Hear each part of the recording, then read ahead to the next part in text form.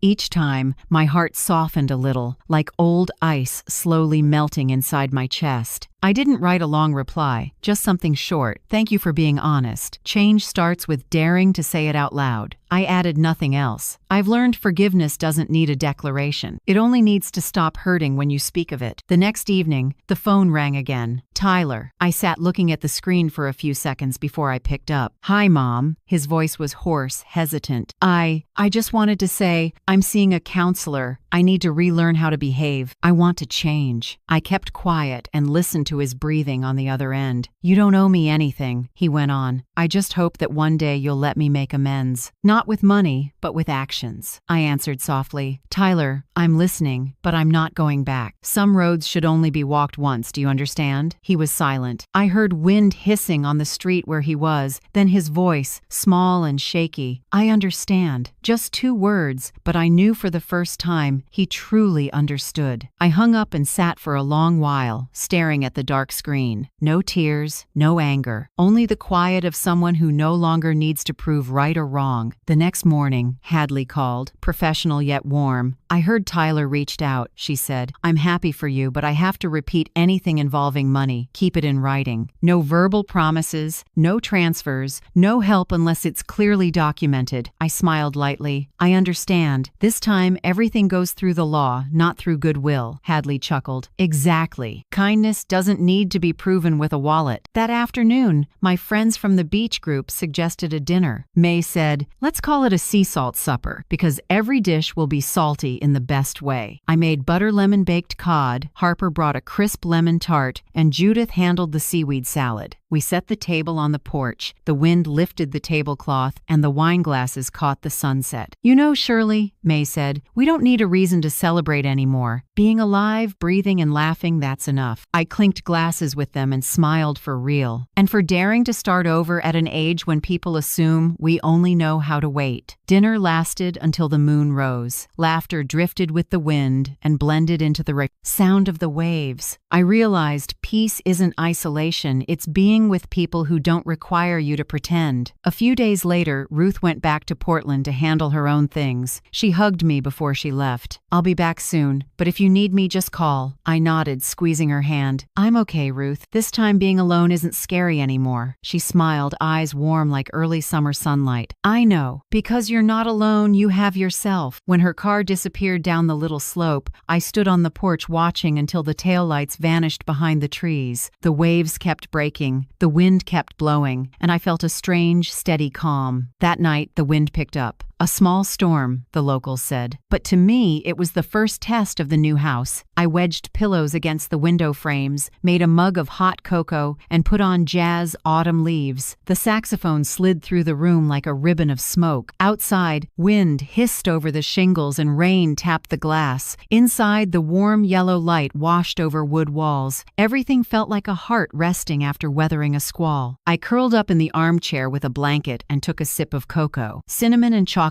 mingled and filled the room. I thought about the past, the storms, real and metaphorical, I'd been through. I used to be terrified whenever the waves rose, always trying to hold the roof together. Now, I simply brace the windows and let it pass. Because some things are won by staying still. The next morning, when I opened the door, I froze. The sky after the storm was clear as glass, and over the sea, a double rainbow arced bright across the far cliffs. I grabbed my phone and took a few photos.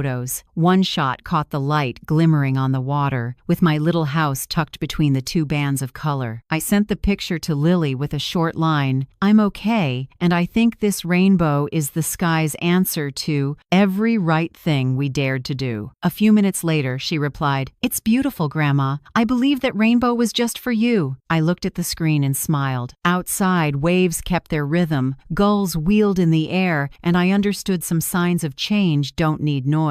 They appear when you're brave enough to stand still in a storm, then smile at the rainbow after. Lily arrived on a bright Saturday morning. I had just carried my chair onto the porch when I heard the bus stop at the top of the slope. She hopped off with a backpack, hair in a high bun, eyes shining like the last time I saw her in Portland. "Grandma," she called, then ran down and hugged me so tight I laughed. "You're the bravest person I know," she said, voice wavering with emotion. I smoothed her hair, a faint lemon scent from her shampoo. "Thank you, honey, but I just did what needed to be done." She stepped back, looked around the little house and squealed, "Oh my gosh, it's beautiful. I get why you chose this place." I smiled and led her inside. The house seemed to brighten with every step she took, as if young joy had blown in with the sea breeze. We made lunch together. I chose fresh fish from the morning market. Lily chopped veggies and mixed lemonade. She talked nonstop school, friends, her dad. When the smell of baked fish filled the kitchen, I carried the small wooden table out to the porch. The sea sparkled. The breeze was gentle. Gulls glided against the clear sky. We sat across from each other, eating and talking. "Grandma," Lily said, lifting a bite of fish, "we're learning about personal boundaries at school. The teacher said if you don't set them, other people will define you for you. I think you taught me that with your life." I looked at her, a soft pride rising in me. "I didn't set out to teach anyone, Lily. I just learned to stop hurting myself. When you do that, people have to change how they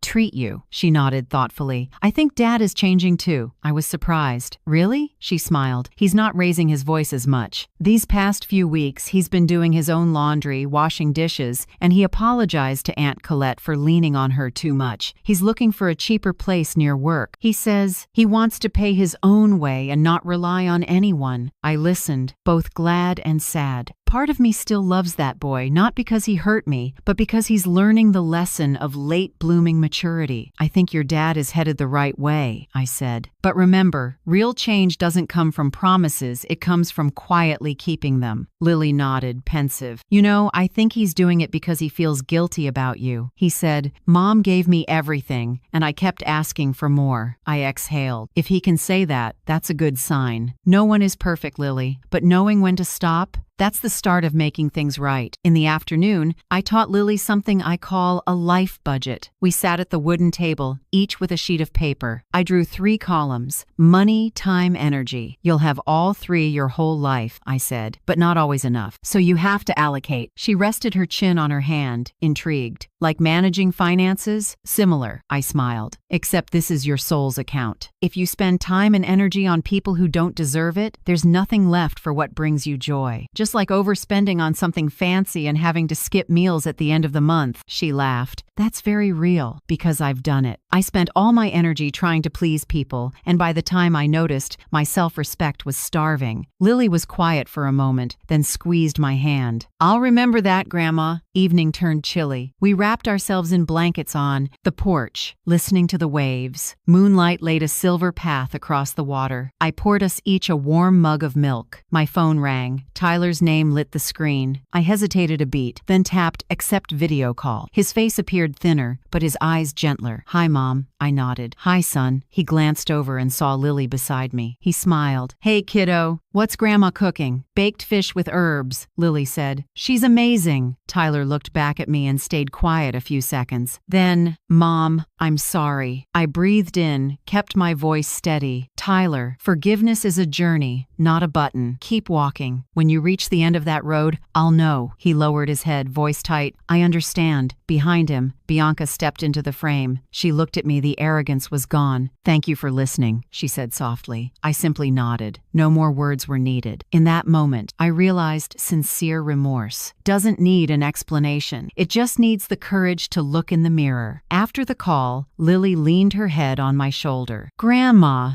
Dad really cried. I've never seen him like that. I stroked her hair. Every storm ends someday. What matters is whether people clean up what they knocked over. Grandma, she whispered, I'm coming every month. I love this feeling, peaceful but full of love. I smiled. I'll always be here. Just remember to save energy for yourself. Don't let that life budget go negative. She giggled. I took a jade green scarf from the cabinet, the one I knitted all last winter. This is for you. When it's cold, remember there's always a warm place for you. Her eyes sparkled as she hugged the scarf. I'll wear it whenever I miss you. The next morning, I walked Lily to the bus stop. She waved from the window until the bus disappeared around the bend. I stood there, feeling light and warm at the same time. The sea wind was strong, but no longer cold. I realized I had truly crossed an invisible border of guilt, the place where you stop blaming yourself for what's gone and start treasuring what remains. Back home, I made tea and opened the windows to let the light in. My phone lit up with a text from Lily. Made it back, Grandma. Sending our photo. The picture popped up, the two of us grinning on the porch, the sea sparkling behind us, and a faint rainbow in the distance. I printed it, slipped it into a small wooden frame, and hung it by the bookshelf right above my favorite blue armchair. Looking at the photo, I saw my old self and my new self, two women sharing one smile. One used to fear being left behind. The other now knows freedom can simply be daring to stay with herself. On a late March morning, I got a call from Hadley Pierce. Her voice was steady and warm. We can officially close the file, Shirley. There's no legal ground for Tyler to sue. All assets have I've been proven to be your separate property, fully valid. I let out a long breath I'd been holding for months. Thank you, Hadley. That might be the best sentence I've heard all year. She laughed. It's a pleasure to stand with someone who knows what she wants and knows how to say enough. Congratulations. After I hung up, I sat by the window for a while. Outside, the waves moved in, even beats, and the early light spread across the water like poured silver. I took a sip of coffee and tasted a gentle bitterness, the flavor of unfiltered freedom. That afternoon, I wrote a handwritten letter to Nolan Hart. My script was still firm, each line careful. Dear Mr. Nolan, thank you for your dedication throughout the transaction. Every step was complete, not a single mistake or leak. I learned something important from your work. When people act with integrity, trust rebuilds itself, even after it's been damaged. Wishing you good health and many clients who value your professionalism as much as I do. I signed, folded it into an envelope, sealed it, and took it to the little town post office. The clerk smiled. A thank you letter, Miss Shirley? I nodded. Thanks for a chapter that closed well. A few days later, my Seabird Foundation received its first donation, $2,000 from the Beach Friends. May included a card for the women who dare to say no, so our daughters won't have to say, I'm sorry. My eyes stung as I read it. I opened the ledger and wrote the first line, March 15th opening contribution. I pressed the pen slowly, afraid of smudging the feeling in my chest. From someone once treated like a burden, I could now help lift burdens off others. Turns out freedom isn't just letting go, it's having something to give. The following week, I shared my story at a small talk at the library club. The topic I chose was When a Mother Stops Being a Wallet. There were just over 20 people, mostly older women, some with notebooks, others just listening. I told my journey, from a mother who gave until she was empty to the moment I realized love isn't paying to be allowed to stay. No one spoke for almost an hour, only the scratch of pens and a few deep breaths. When I ended with, sometimes the bravest step is walking out of the house people think you should remain in, the room was quiet for a few seconds, then filled with long applause. An elderly woman with silver hair came up and held my hand. You spoke for many of us. I'm about to leave my son's house. Thank you for the courage. I squeezed her hand. No one owes anyone their endurance. After the talk, the librarian invited me to join a monthly storytelling series. I agreed. From that day, my name Shirley Whitford appeared in the local Community Voices newsletter. A week later, several women came to my house. They asked for first steps, how to protect assets, setting up a will, say no without guilt. I'm not a lawyer, but I know my experience can keep them from walking the same old road. We sat around the tea table, talked, and wrote a list of minimum boundaries. Some cried, some smiled. I knew this wasn't just sharing, it was collective healing. I also put down a deposit for a 12-week pottery class at the Art Center. This time, I didn't just want to shape clay, I wanted to feel what it's like to form something with my own hands. Amid the scent of clay and the laughter of friends, I realized you're never too old to start something that belongs only to you. As a treat, May and I planned a short trip to Cannon Beach. 2 women, 2 small suitcases, and a long list titled, What We'll Do If It Doesn't Rain. We walked the shore, ate ice cream in the cold breeze, bought a few colored stones for class, and sat for hours in a little cafe facing the sea. You know, May said, we're like 2 retired kids. Skipping work, I laughed. There's a difference. Kids get called back. No one dares call us. One afternoon, Colette called. Shirley, the family wants a small birthday dinner for Lily next week at the restaurant near the bridge, neutral ground, so no one feels awkward. Do you want to come? I paused for a few seconds, then said, I'll be there. A short answer, but inside me it was a grown-up acceptance. The dinner was on the weekend. A small private room, soft yellow light. Tyler helped in the kitchen. Bianca set the table. It felt a little stiff at first, but not cold. Lily ran over and hugged me. Grandma, I told everyone you're the guest of honor. I smiled and kissed her forehead. When dinner began, Tyler brought out a big salad and set it in front of me. I made it myself, he said, meeting my eyes. I'm grateful you chose peace because that's how I learned what responsibility is. I looked at him for a long moment. For a second, I